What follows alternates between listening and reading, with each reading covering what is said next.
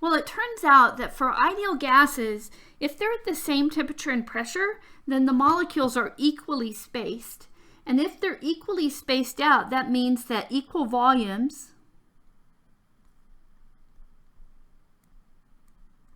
have equal numbers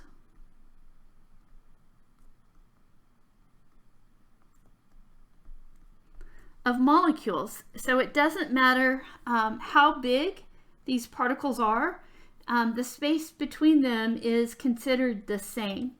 This comes out of the fact that the ideal gas law treats particles as though they're point particles. They don't have any volume. So this is a pretty good assumption if the molecules are really small compared to the space between them. By the way, this is a law called Avogadro's law.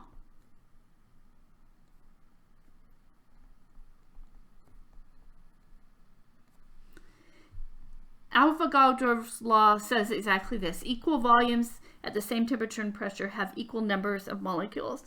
So I like to think of it this way about their equal spacing. That helps me come up with some reasoning and predictions.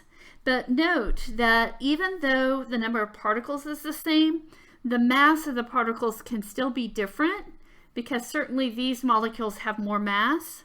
And if the mass is different and the volume is the same, then the density can be different as well. In fact, I would say that the density depends directly on the mass of those particles. Let's consider hydrogen and helium. And the hydrogen is actually diatomic and it's not shown here, but let's pretend. And I put their molar masses down here, and we can see that helium has twice the mass. So these, at the same temperature and pressure, the spacing's the same. So we have the same number of molecules in each volume, so same volume. But the helium, it has twice the mass. So that means that the helium will be twice as dense.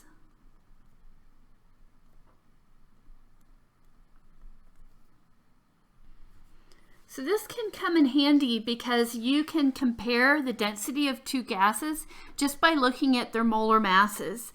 And so, for example, if I'm comparing the fluorine and chlorine gases, I can just look at the periodic table and I don't even have to calculate the molar mass. I know that the fluorine has a lower molar mass, so it will be less dense, and chlorine will be more dense.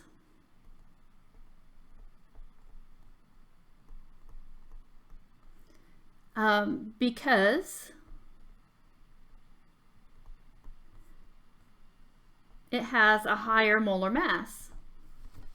So that can be convenient for deciding, like, if a gas is going to accumulate at the ceiling because it has a lower molar mass than the average molar mass for air, or if it's going to sink and travel along the floor.